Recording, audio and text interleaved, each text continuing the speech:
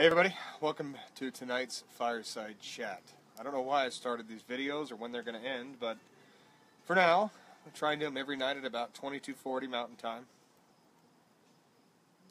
And today I've been reading Walden by Henry David Thoreau. And there are some things that he says from the 1800s that still hold true today. Two of them that struck me were: we have teachers and professors in philosophy, yet they're not philosophers.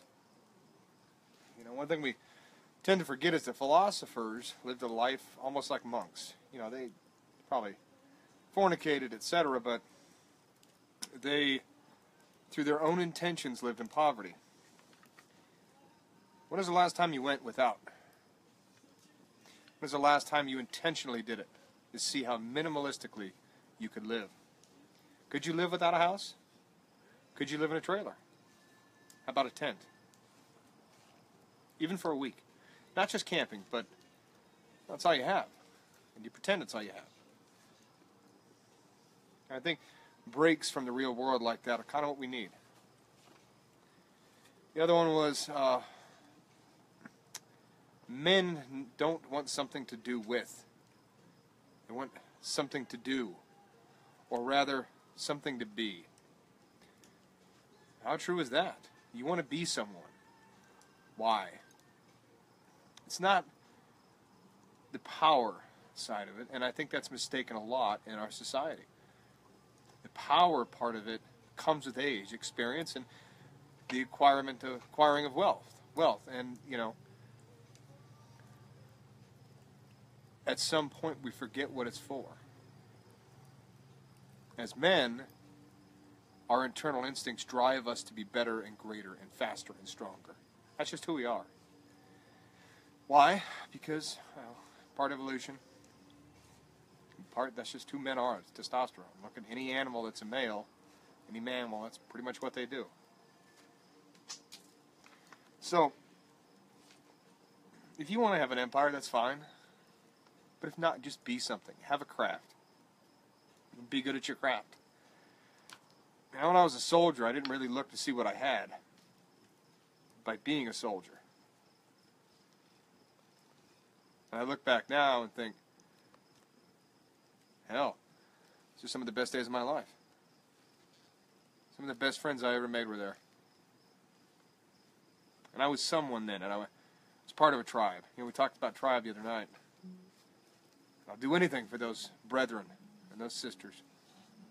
It's kind of the same thing now. Except my tribe is even smaller.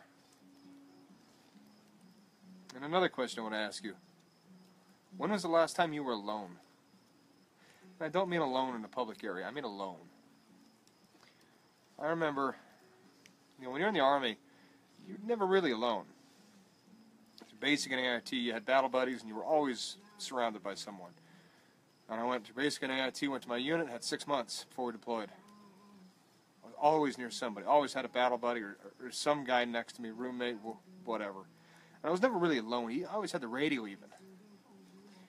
We came back from Afghanistan. I went on R&R in June rather. End of June, I went and bought a motorcycle. It was a Katana 750. And there's a lone highway out here. It's an interstate, but at 10 o'clock at night, during those years, it was vacant. I remember driving on that road, going out past, on I-76, past our little town of 500 and a few sore heads, and going out east, towards Nebraska. I drove about 20 miles, and when I first got on the highway, the most alone feeling I'd ever felt went through me. I'm alone on a motorcycle, going 75 miles an hour, with nobody around me. Not one single headlight in the distance. And I could see for probably 10 or 15 miles ahead of me.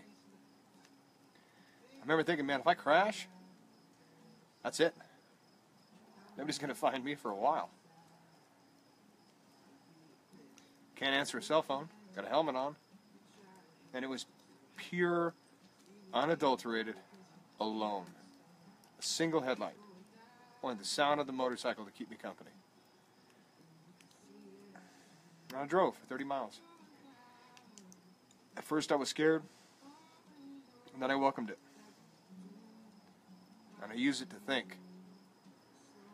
And I drove another 30 miles. And about an hour away, filled up with gas and turned around and came back. 2 hours on the road, being completely alone. It's one of the best things I ever did.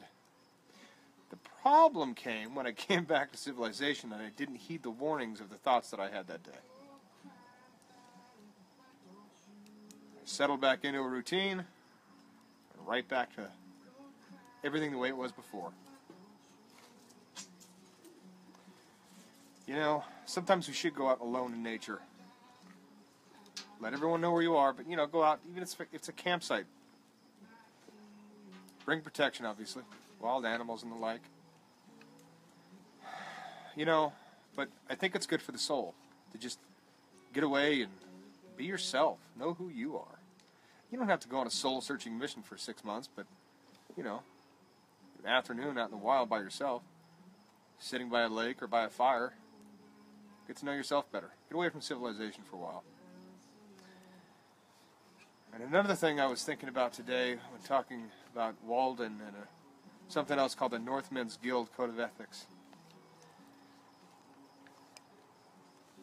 We are humans, but we don't yet fully understand our bodies.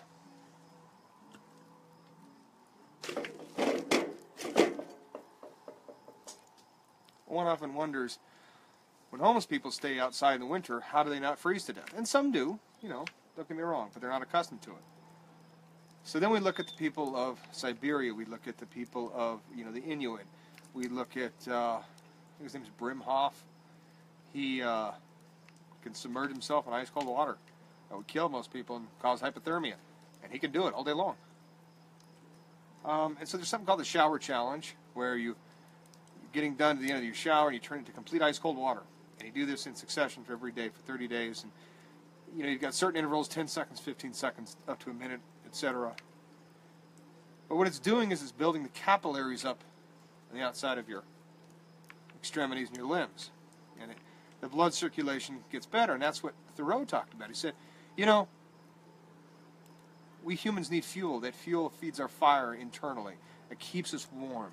In Tierra del Fuego, when the natives came around the campfire, it was too hot, and they were sweating, even in the chilliest of nights. So if we think about that, and we apply it now, it makes total sense. The bison, they had fur coats, yes, but, you know, through grass and drinking water, and sometimes needing the shade and comfort of the mountains, live outside all winter. Cattle, you know, etc. So if we apply those principles, using Brimhoff's method to expand our capillaries, we don't know what we're capable of yet. And my understanding so far, we're just beginning that frontier. We don't yet know what the extremes of the body are truly. I mean, the one lady was frozen solid. Woke up, she was fine. No brain damage. She came out of hibernation, out of a coma. She was good to go. So the question is, do we need that thermostat turned up to 70? Or can we adjust and adapt ourselves? Humans are an amazing thing. Once again, being human. Stop watching the masses of men discontent with their life. Change yours. You'd be surprised. We did it. Haven't looked back. I'll probably do a big change again soon, but I don't know what it'll be. I might go buy a piece of raw land and build a house. I don't know. It's what I'd like to do. The question is, will the government allow it? Just want to be left alone. Let me build a cabin. I'll build everything else. What are you doing in your life to further your skills, further your knowledge, and become a better human? I'll catch you tomorrow.